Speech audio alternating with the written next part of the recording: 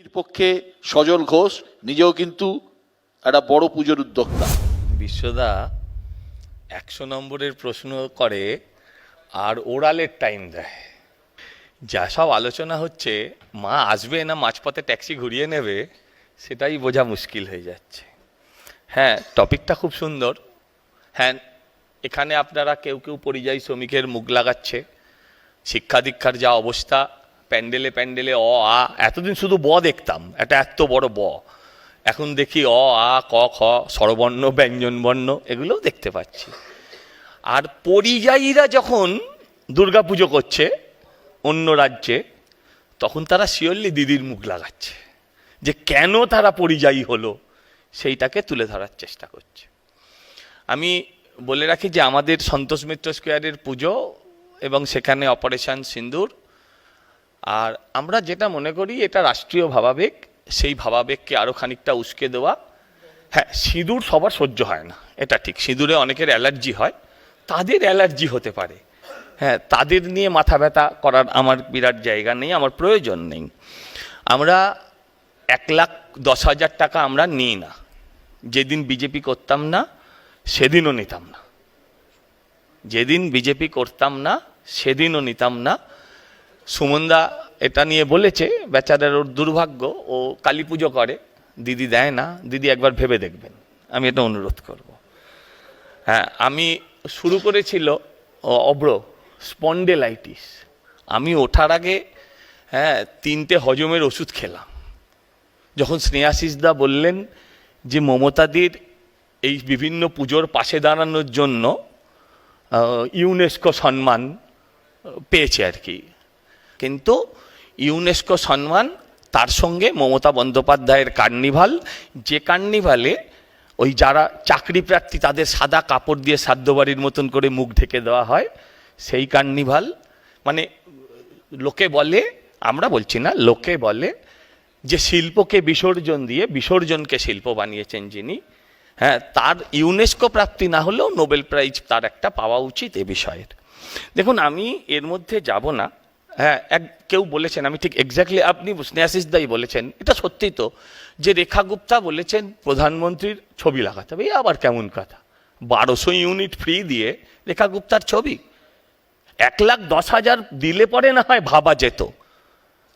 আপনাদের দেখুন, আপনারা সব বড় বড় বিজ্ঞাপন দেখি, সেই বিজ্ঞাপনেরও যেমন ছবি লাগাতে হয়, 1,10,000 দিয়েছি ছবি লাগাতে হবে, এটাই তো রুল। কিন্তু এই যে খুব প্রাসঙ্গিকভাবে পরিযায়ী শ্রমিকের মুখ, সেই পরিযায়ী শ্রমিকের মুখে থাকলোটা কি? সেই পরিযায়ী শ্রমিকের মুখে 500 কোটি টাকা আপনারা খরচা করছে এই রাজ্যের সরকার পুজোর পাশে দাঁড়ানোর নাম করে। পুজোটাই নাকি এখন বড় শিল্প, পশ্চিমবঙ্গে কোনো শিল্প নেই। বামেরা যারা পুজো মানত না, তাদের সময়ও এই রোজগারটা হতো, তাদের সময়ও হতো। এটা আপনারা নতুন কিছু করে দেখাননি। আমার বলতে খারাপ লাগে যে দেখুন, এই যে বিভিন্ন আর্ট অ্যান্ড ক্রাফটের কথা উঠছিল, বেচারা যদি পার্থদা জেলে না যেত, একটা পুজো তো উঠে যেত না।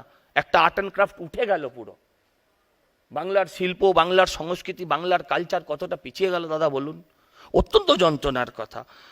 আমি আবারও বলি যে সুমনদা আবার বলেছে যে বাবার সঙ্গে দেখা হয়, এটা ভোটের রাজনীতিতে চলে গেছিল, আমি সেদিকে হাঁটবো না।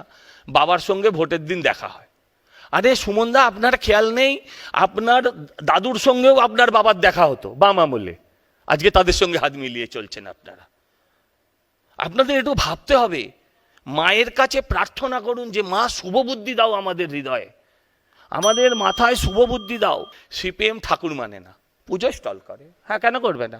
আমি সারা জীবন দেখেছি ওদের বুক স্টল, সারা জীবনে একটাও ক্রেতা দেখিনি ওদের বই কিনছে ওই স্টল থেকে। আপনারা কেউ দেখে থাকলে, বা ও যদি বেঁচে থাকেও বলুক যে আমি বিক্রি করেছি।